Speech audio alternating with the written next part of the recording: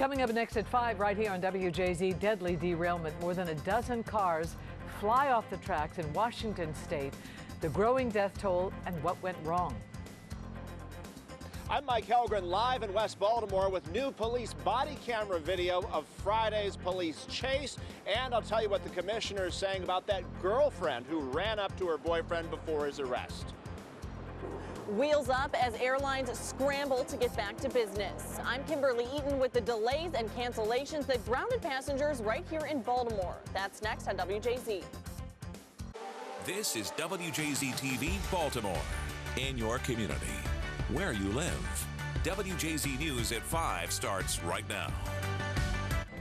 Deadly train crash, a major derailment in Washington state. The growing death toll and the investigation just underway. Hello, everybody. I'm Denise Koch. And I'm Mary Bubala. At least 6 people are dead, scores more injured when several train cars fly off the track, some landing on a busy highway as motorists drove by. Meg Oliver reports for WJZ on the tragedy. Emergency.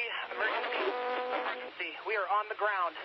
Okay. The conductor's voice in the terrifying moments immediately after the crash of Amtrak train 501. That train jumped the tracks Monday morning as it made its inaugural run out of a new station in Tacoma, Washington, about 40 miles south of Seattle. The NTSB says investigators are only just beginning to piece together what happened. It's a little bit too early to know. Right now, we're sending investigators onto the scene. The derailment left cars dangling off a bridge and on Interstate 5 below. Adrian Thompson was on his way to visit his mother, working on his computer when disaster struck. All of a sudden, I just feel a whole bunch of turning and rocking of the train, and I just grabbed onto the chair in front of me for dear life. My laptop went flying, my phone went flying. It was all the way at the other end. People were screaming. It was crazy. Dramatic images show cars crumpled on top of each other on the ground below the tracks. President Trump offered his sympathies to those involved. We are closely monitoring the situation and coordinating with local authorities. The Pierce County Sheriff's Office reports most of the injuries and fatalities happened on board the train, not the highway below. The State Department of Transportation says the south side of the interstate will remain closed indefinitely. Meg Oliver reporting for WJZ. The governor there also issued a state of emergency following the derailment. Tonight, Baltimore City Police are asking for the public's help to find a hit-and-run suspect. Police are looking for the driver of this pickup truck, believed to be a 2005 or 2007 Dodge Dakota. Now, back on December 10th, police say the driver struck a man at the intersection of North Central Avenue and East Fayette Street. 64-year-old Anthony Johnson died several days later. Anyone with information on the identity of this car should call Metro Crime Stoppers. Well, just hours ago, the man accused of leading Baltimore police on a wild, dangerous police chase appeared before a judge. Now investigators are releasing new information about Marshawn Carter. Chopper 13 was the only news helicopter over the half-hour-long chase.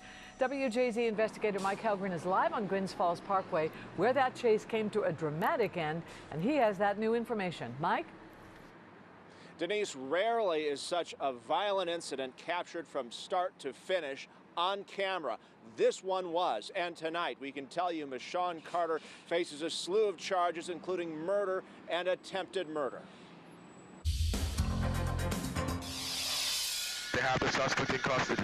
Chopper 13 exclusively broadcast the chase of an active shooter through West Baltimore last week. Hey, what's up, man? Now, police have released new officer-worn body camera video. All right, do me a favor. Hey, just pull up a little bit further up, okay? It shows the initial stop on Fulton, where a young officer noticed Marshawn Carter's Lexus, which police were looking for after several murders over the past week. Medical condition. Carter handed over a fake doctor's note to explain his dark window tint. He had 2 weapons inside, including an assault-style rifle.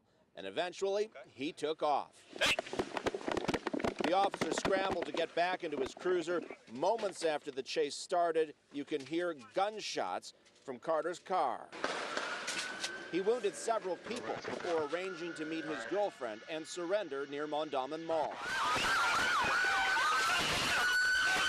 Body camera video shows the chaotic arrest. Carter has a lengthy criminal record dating back more than a decade. His family members say he suffers from mental illness. Thankfully, they got on the phone together, and you know, maybe she de-escalated this, and maybe he wasn't intending to ever stop. Maybe she played a role in making this scenario end better, as bad as it was, better than it could have ended. So maybe she had a significant role in that. And the commissioner says the girlfriend was cooperative and was interviewed for several hours by homicide detectives. A judge ordered a mental health evaluation for her boyfriend today. Reporting live in West Baltimore, Mike Helgren, WJZ. All right, thank you, Mike. Carter remains in jail tonight. Tonight, a 6-month-old baby is back with her mother after a harrowing few hours. Police say the child was in the back seat of her mother's car when she went into the 7-Eleven. While inside, a passenger in that car, an acquaintance of the driver, jumped behind the wheel and took off. The car was later found on South Payson Street with the baby in the back seat, unharmed. The suspect was arrested. Well, things are slowly getting back to normal at Atlanta's airport after a massive power failure. Hundreds of flights were delayed or canceled, impacting travelers across the nation. Chris Van Cleve reports for WJZ from Atlanta with this situation. Cheers of joy late Sunday night at Atlanta's Hartsfield-Jackson Airport when the lights finally came back on. Well, it was great when the lights came on. Yeah. That was exciting. That was great. Blackout in Atlanta. But for much of the day, this is what the inside of the nation's busiest airport looked like. Thousands of passengers stranded inside as the airport ground to a standstill. We were literally carrying old people down the escalators and up escalators and carrying wheelchairs. And my heart was like racing because I'm scared for these people's lives. Once we walked down the escalator, which was a nightmare, then we had to go through the tunnels that were pitch black. It's scary. That was a nightmare. Hundreds more travelers were stuck inside airplanes waiting for a gate. We sat on the tarmac for 6 hours. I have my 5-month-old with me. We're trying to get to Fort Myers, but all the flights have been canceled. No power, no light. Georgia Power believes switchgear failed, sparking an underground fire that took out backup systems in substations powering the airport. Atlanta Mayor Kasim Reed. But I want to be very clear. We do have a redundant system, but it was impacted by the intensity of the fire. With well over 1,000 flights canceled, the power outage hit Delta the hardest. Atlanta is its main hub. But continued issues Monday in Atlanta could mean problems at airports across the country. That was Chris Van Cleve, but now let's check in with Kimberly Eaton. She is live at BWI Thurgood Marshall Airport with the impact that the power outage had there. Kimberly? And Denise, BWI reporting it's back to business as usual tonight, but a lot of flyers tell us they had to stay an extra night in Baltimore as airlines canceled or delayed flights yesterday. Wheels up outside, wheels turning inside. As airlines scramble to get back on schedule and passengers deal with the flight fallout. I got delay, email, then I got here, and then it was totally delayed. Cheryl Carney was Florida-bound Sunday until her Delta flight got grounded. The problem? It was supposed to connect in Atlanta, instead leaving her ping-ponging through ticket lines at BWI. Very frustrating, line after line after line. I was here for like 4 hours just going from one line to the other line. Finally, taking off Monday. She wasn't the only one to feel the ripple effect in Baltimore. With Atlanta's airport blacked out for much of Sunday, dozens of departure times on this board turned to red. FlightAware reporting 24 flights out of BWI canceled Sunday. 71 others delayed as tarmacs turn into parking lots, putting the holiday rush on hold. Those flyers lucky enough to have a Monday departure relieved to miss the travel headache by just hours. I'm very glad. I'm happy that I'm about to start my trip right now, and hopefully I don't have any delays until I make it to my destination. 3 airlines fly nonstop from Baltimore to Atlanta, and that route looking tonight to be running mostly on time. Reporting live from BWI, I'm Kimberly Eaton for WJZ. What a time of year for this to happen. Thank you, Kimberly. BWI says it has backup systems in place intended to prevent the kind of outages that Atlanta dealt with yesterday. A nice warm-up right before the official start of winter this week. A live look outside right now. Any patches of that snow that were left following Friday's snowfall won't be around any longer. WJZ is live with first warning weather coverage.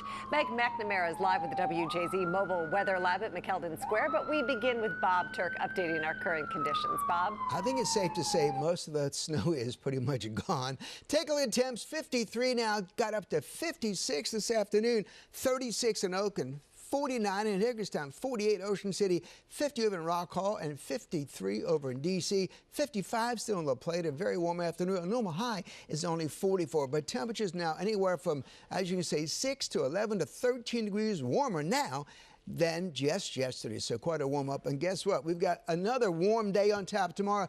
Meg has a look live from the WJZ Mobile Weather Lab with a look at the pattern at least for the next 24, maybe 48 hours. Meg? Hi, Bob. Yes, I'm Meg McNamara, and we are live with the WJZ Mobile Weather Lab. We're here at the Inner Harbor, where it is just so festive down here. Gotta love it. We have the Christmas lights, and then, of course, we have a beautiful view of the Estran menorah behind me on this 7th night of Hanukkah. So, yes, a very fun night to be out and about here at the Inner Harbor, and not too bad as far as the temperatures go. So we are certainly above average. We've cooled down to right around 51 degrees, not too bad at all. And those winds on the quiet side as well. Now, I want to show you the setup that's contributing to these very mild conditions. So it was a mild day today, and then tomorrow actually expected to be even warmer. So yes, most of us, we're going to make our way to somewhere around 60 degrees tomorrow. So you'll notice the winds actually out of the west, meaning we're pulling in some of that warmer air rather than when those winds are out of the north and we get those Arctic blasts like we're used to for this time of year. Now, we are going to have a cold front that will move through tomorrow night. That's going to knock down our temperatures, but they jump back up by the weekend. And yes, believe it or not, the winter officially starts on Thursday. We'll have a look at all the numbers that get you set. That's coming up in your full first warning forecast in just a sec. For now, I'm Meg McNamara live with the WJZ Mobile Weather Lab, and I'll send it back inside to the studio. Meg, thank you. Remember to download WJZ's weather app to keep track of our changing weather. Get hourly, daily, and extended forecasts plus severe weather warnings. Just search WJZ Weather and get our app. Well, the Ravens take another step forward on the road to the playoffs. After a win in Cleveland, they have 2 games left. And with 2 more victories, the Ravens are assured a wild card playoff spot. Sports director Mark Viviano joins us with reaction to this latest victory and what fans are saying tonight. Mark? Well, Denise, as the playoff picture comes into sharper focus for the Ravens, both their offense and defense were nearly picture perfect in a runaway win against the Browns. The Ravens defense can dominate, especially against inexperienced quarterbacks like Cleveland's Deshaun Kaiser. The Ravens forced 4 turnovers in Cleveland, 2 of them interceptions and 2 fumbles. This fumble recovered in the end zone by Brandon Williams for a Ravens touchdown. On offense, Joe Flacco had his biggest passing day yet. It's all coming together in the Ravens' push for the playoffs. We've definitely been better the past few weeks. We've been working hard at it, and we're actually starting to put some stuff together and do some good things. So I think guys are starting to get some mojo and really start to feel it. So that's going to help us out. A playoff run is a gift to the fans who've seen the Ravens struggle at times this year. We asked you with our WJZ fan cam, what do you like about what you're seeing from the Ravens? I was really impressed by Brandon Williams' ability to hide that ball underneath his girth while he was trying to get over the goal line. I like Collins. He's a good runner for our team. Oh, Matt Judon, just because the way he always plays. Oh, my God. I wasn't impressed by any of them, honestly. They're just going through the motions. That's all they're doing. It's like, we're here, we're getting paid. That's about it. Now, while some fans like that last one have been hard to impress this year, Ravens head coach John Harbaugh says he believes fans are starting to get excited. We're going to hear from the head coach coming up in Sports at 6. Denise? Boy, some people you just can't please. All right, thank you, Mark.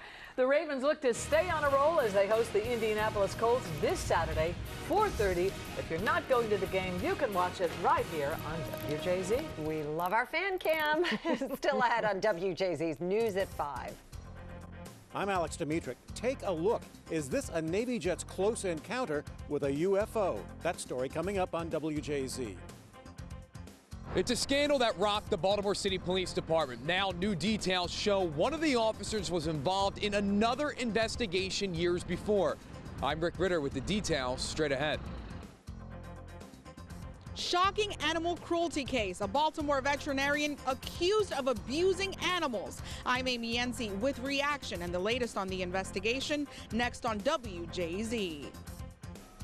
And unseasonably warm temperatures on the way. Don't miss the updated First Warning Weather forecast with Bob and Meg coming up.